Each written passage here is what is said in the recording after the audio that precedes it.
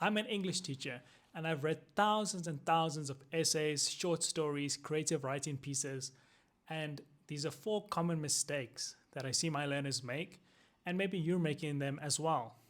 The first thing is clarity, how clear you come across. Have you ever read something to yourself and while you're reading, you have to go back and reread it just to figure out what on earth is going on?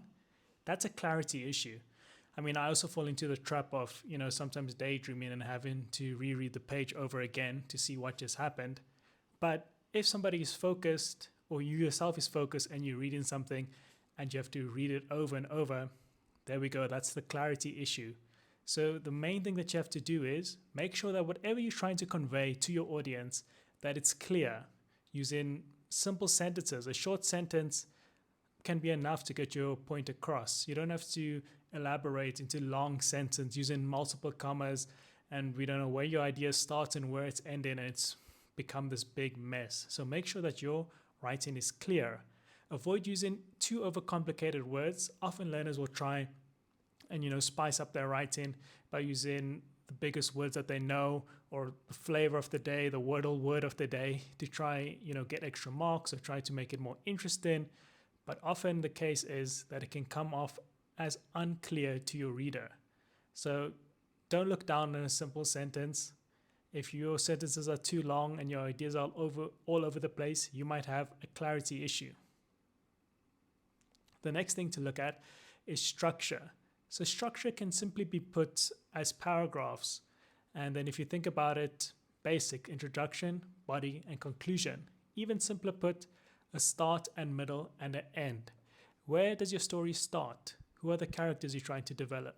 What's happening in the middle, the main part of your story? What is the ideas you want to try and get across? And how is it going to end? How are you going to wrap it up or leave it on a cliffhanger if that's more your style? Structure is really important. Paragraphs are a great way to splitting ideas up into smaller bite-sized chunks for the reader to enjoy and read.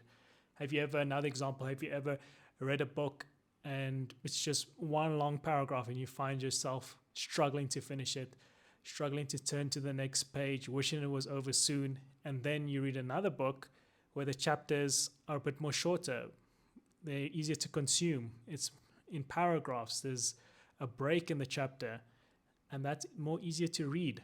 So even something basic as structure can also help with the clarity point, helping getting all of your ideas across. Each idea should be ideally in a paragraph, and they should flow into each other. So make sure that you're structuring your writing correctly. It's easy to write and continue writing long pages and pages, and to you it's interesting because you're the author. But think about a reader. Does a reader really want to continue reading without a break? Give your readers a chance to breathe, a chance to get their head around their ideas, a chance to feel the story, a chance to feel for the characters, and that's why structure is really important. Next, we have creativity. So you need to put in your own creative spin on a story, and that's something that you have right now. Your uniqueness, your creativity, you should let that come through in your writing. Don't hold back on being creative and unique. Often the case is that we try to write stories or mimic plot lines from things we've watched, things we've read, and it just doesn't come across the same. It comes out disingenuous and not unique. And creativity is something where learners, they can really put themselves forward. Because in school, you've been given a topic, everybody's been given a similar topic. But even if I have to read 1,000 of the same topic, each one is different because it's that own learner's thought process that they put onto the page for me to read. So you should do the same. Don't do what other people are doing. If you think something is too crazy or too outlandish, do it, because that's what you have that the rest of the world, that the rest of the authors don't have. Your own unique take on the topic, on the subject. So make sure that your creativity is coming through. Don't fall into classic tropes. Of course, it's nice to have a love triangle or for the killer to be the best friend at the end, but don't hone in onto that and make your whole story about that specific trope. Rather, use it to elevate your writing a bit, but make it your own. It's just heartbreaking if you read an essay or read a story and then they ended with it was all a dream trope. It's been overused. I'd rather see something more unique, something that's your own, than read another of the same thing over and over again. So make sure that you are using your creativity. And the last thing is engagement. Are you engaging your audiences?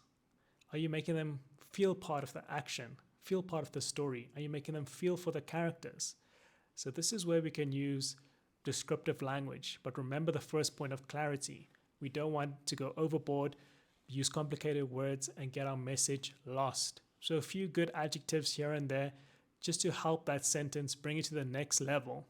But you don't overdo it. That will help a lot with engagement.